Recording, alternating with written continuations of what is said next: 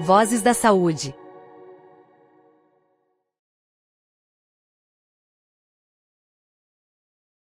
Trazendo para a prática, você já citou dois exemplos aqui, né? Usar as mídias sociais, né, como muito mais em pró, né, essa questão do tratamento, da adesão, dos fatores. Para além disso, quais outras ações que você enxerga possíveis, né, que podem potencializar essa visão da adesão? E aqui, complementando uma segunda pergunta aqui, a gente está falando sempre adesão muito ligado à terapêutica medicamentosa, mas nem sempre é verdadeiro, né? Você tem... então, fala um pouco mais sobre isso, essa visão mais ampla. Então, primeiro, quais são ações mais efetivas e também a adesão para além da questão medicamentosa, né? Bom, deixa eu começar de trás para frente.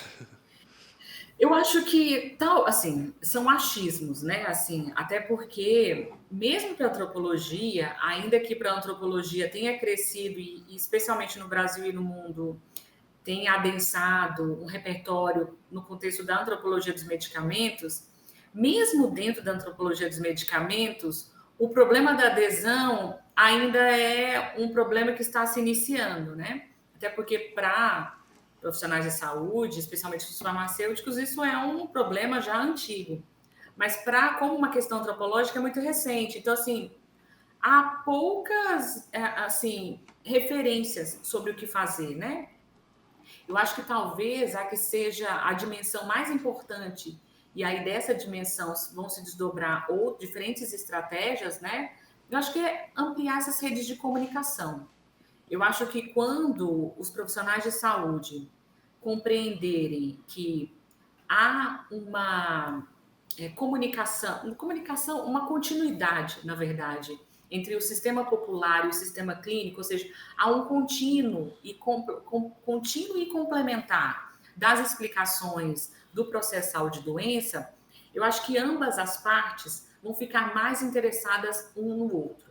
Ou seja, tanto a equipe médica, assim, médica, mas no contexto da equipe de saúde, né? Enfermeiros, farmacêuticos, ficarem interessados nessas explicações populares, nesses desenhos terapêuticos populares, eu acho que, por outro lado, para a população, eles vão também se sentir mais confiantes de poderem realmente contar as suas histórias, as suas dinâmicas de cuidado, porque, ao mesmo tempo, como os pacientes, eles sabem que esses movimentos que eles fazem não são movimentos, entre aspas, corretos, eles acabam não contando para a equipe de saúde que isso acontece. Isso, inclusive, no campo farmacêutico, vira uma coisa muito interessante. Toda vez que a gente tem um serviço clínico que vai ampliar a adesão ao tratamento, sempre há um desajuste, tanto nos indicadores clínicos mesmo, porque a pessoa não estava acostumada a tomar aquela dosagem, porque ela nunca tomou. Então, quando ele começa a ampliar sua adesão e aí você tem uma dose terapêutica diferenciada, você tem ajustes clínicos que são necessários após isso. Ou seja, essa movimentação e essa acomodação farmacoterapêutica sempre aconteceu. Então, quando a gente tem essa comunicação, mas uma comunicação que seja muito interessada, que ela realmente seja estimulada, eu acho que aí as pessoas elas vão, ao invés de esconder os movimentos que elas fazem com o uso dos medicamentos, elas vão procurar, entende? Porque acaba que elas ainda ficam muito inseguras de fazer esses movimentos sem saber, será que vai dar certo? Será que não vai dar certo? Porque elas veem, olha, eu deixo de tomar por determinada razão, dali algumas semanas eu tenho uma crise hipertensiva, ou a minha glicemia sobe muito. Eles sabem que eles precisam de ajuda também para fazer essas dosagens, né, internas. Então, acho que talvez se eles tiverem uma proximidade dessa comunicação, eles vão poder fazer essa trajetória com um pouco mais de segurança. E aí, para ambos os lados. Então, eu acho que a gente estabelecer essa comunicação, mas uma comunicação franca, ela vai abrir portas para diferentes estratégias que se façam necessárias.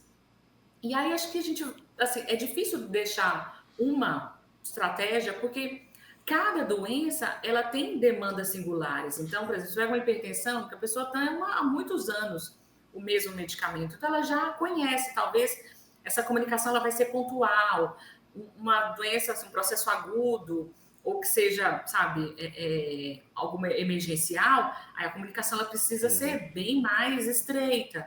Então, assim, ter um canal de comunicação que seja flexível, né, para atender e se encaixar nas demandas das pessoas. E para além do paciente, né, doutora? Desculpa só de cortar, mas Imagina. para além do paciente, a gente está falando do entorno dele também, né? Muitas vezes dos cuidadores, assim por diante. Isso me vem muito o tema da saúde mental, né, que está tão presente hoje na sociedade e, por exemplo, ajustes de antidepressivos, assim por diante. Então, o papel da família também é muito importante. Com certeza, com certeza.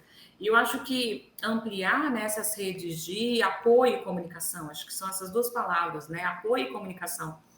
Porque, às vezes, a própria família, ela se aproxima um pouco até dos desafios que a equipe de saúde ela sofre, porque ela também não está na mesma relação explicativa, né, do paciente, assim, da compreensão, hoje eu preciso tomar, amanhã eu não preciso tomar, e ela acaba também se valendo do segmento da prescrição, e aí fica naquele impasse, quer que a pessoa toma, não quer que a pessoa toma, ou seja, são efeitos múltiplos que afetam também a relação, não só com a equipe de saúde, né, para dentro e para fora, mas também com a relação familiar.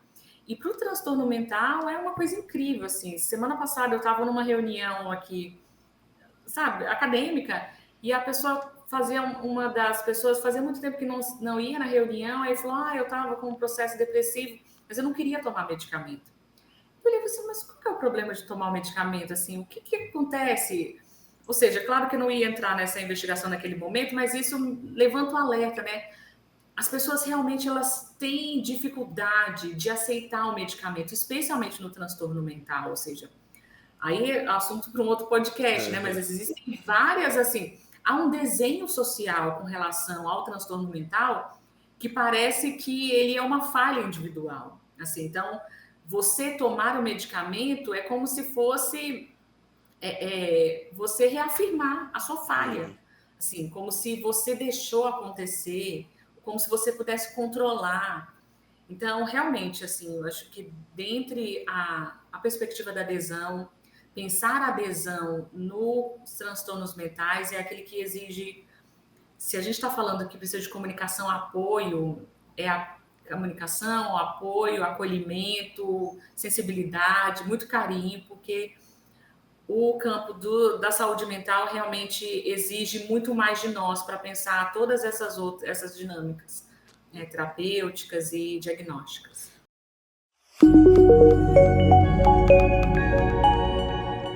Vozes da Saúde.